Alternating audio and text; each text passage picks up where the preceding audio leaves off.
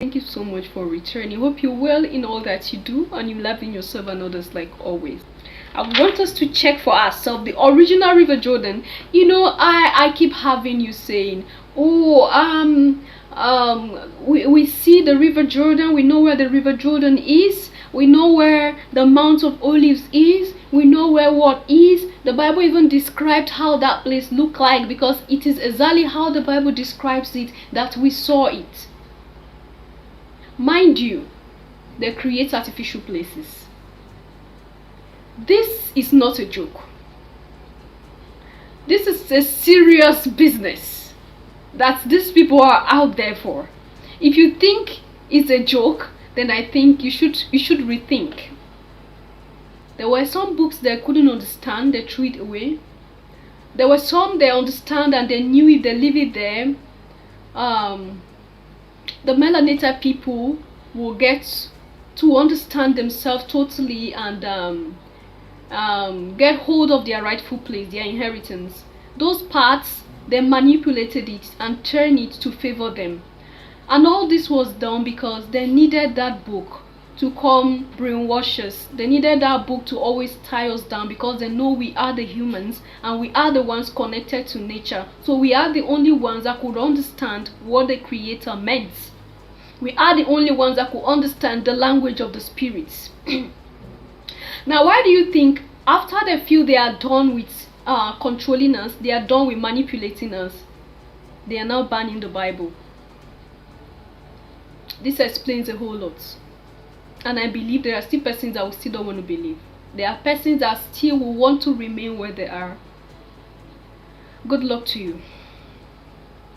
So, now bearing it in mind that a lot of omission and addition was done to the Bible, there are a lot of things that are not true. And there are a lot that are true, but they are mixed with lies. Alright. Now, when we talk about Yeshua, because around this time is a time where Easter is celebrated. I don't want to go into this whole celebration of Easter and the rest of them, but just let's drop that aside. Let's just talk about Yeshua. We are meant to understand in the book that the Father decided to sacrifice his Son for the world, for the salvation of the world.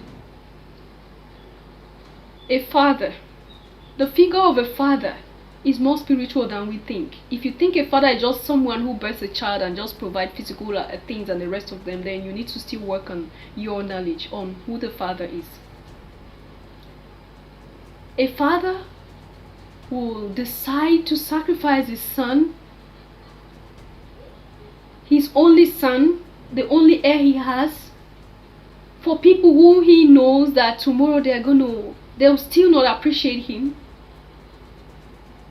Like making a sacrifice, a blood sacrifice. A father who is a creator, who has the ability to recreate, to renew, to destroy, because he's the one that created. Who has the ability to change everybody's mind, who has the ability to do whatever he wants, will now allow his son to go through all those sufferings.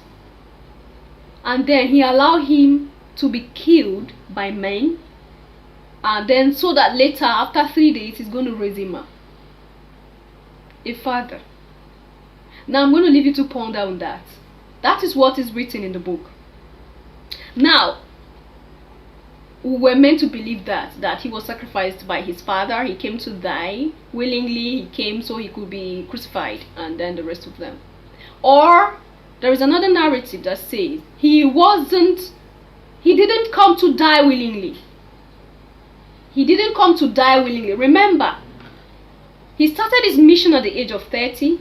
So he was just 3 years into his mission. He was just 3 years into realizing himself. He was just 3 years into, transcending, into becoming the real him. A lot of us have not transcended. I myself, I haven't. I'm still trying to. We have just few persons who could transcend, who could really control their person, who have gone into themselves to realize themselves, because that abilities are there. The Creator is living in us. Now, for a man in his prime who had transcended, and have gotten to a level where people start seeing him as a God on earth, who could heal people, who could raise the sick, who was a savior to his people. Just 3 years into that ministry, he was cut off. Because Yeshua died at the age of 33. He was killed at the age of 33. Now, if there is nothing behind this, there is just, we are created and given brains to think. So you can think however you want to think, and you can decide not to think. It's still your choice, right? Now, did Yeshua die willingly, as the Bible would want us to believe, or he was killed against his will? Who was Yeshua? Where was he born? How did he grow up? And who were those that deleted him?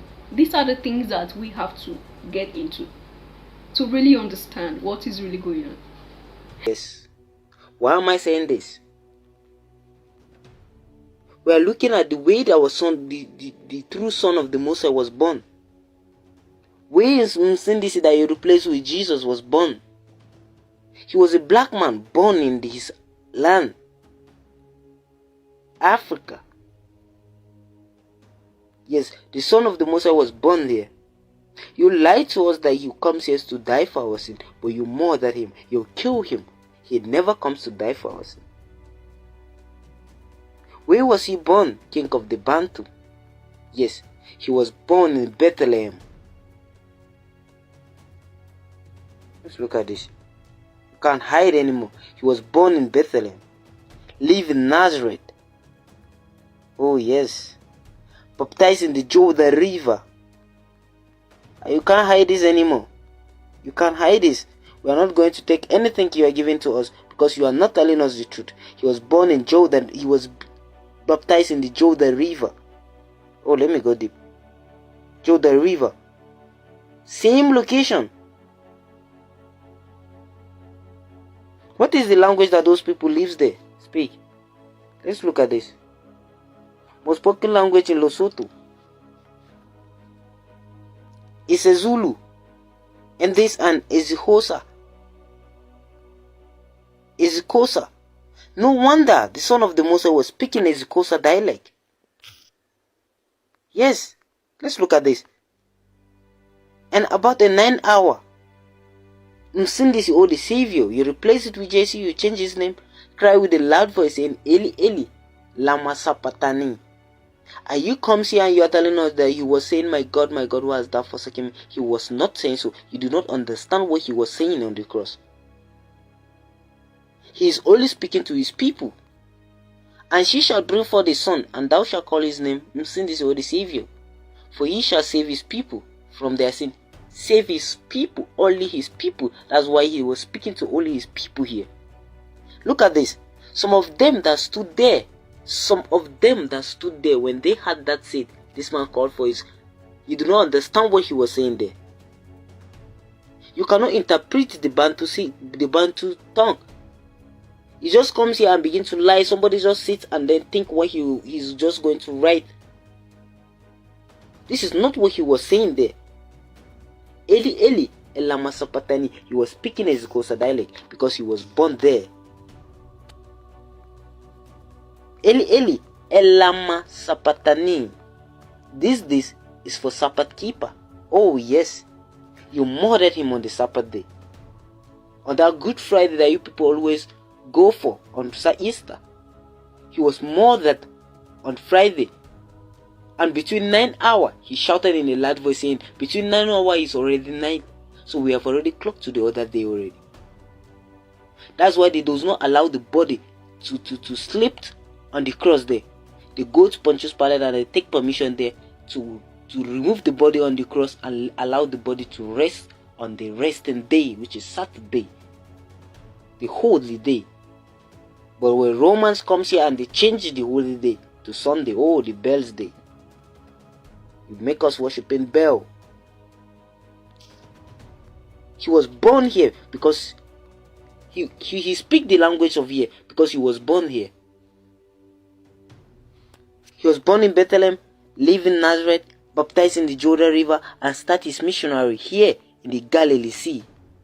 Yes, this is the Galilee Sea. Oh, you change the name to False Bay.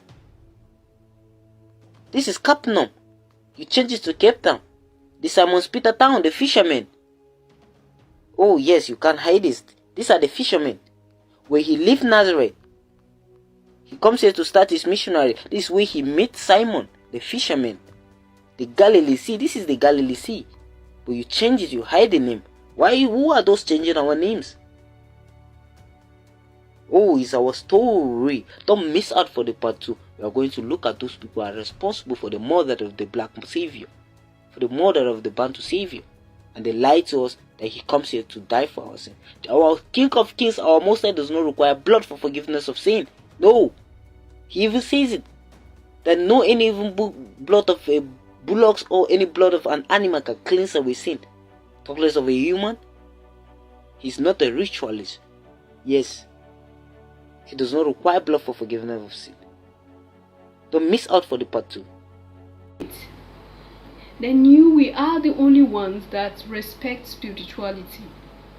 We are the only ones that respect connection to the spirits. They knew this.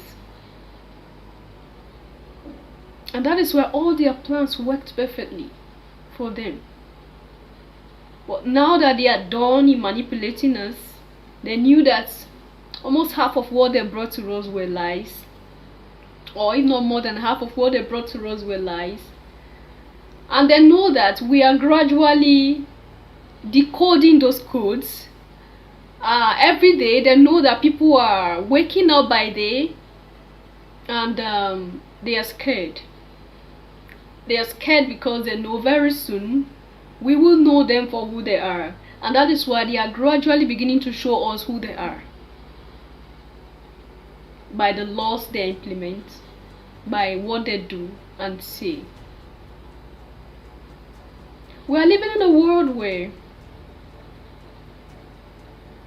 you have to know yourself. Know the vibration around you. The kind of energy that you surround yourself with. What kind of energy and vibration do you surround yourself with is a question I always ask. Because it's important to know. Because your life will move based on the kind of energy and vibration that you surround yourself with, obviously. You have to discover who you are. Discover your potentials because we are powerful beyond measure.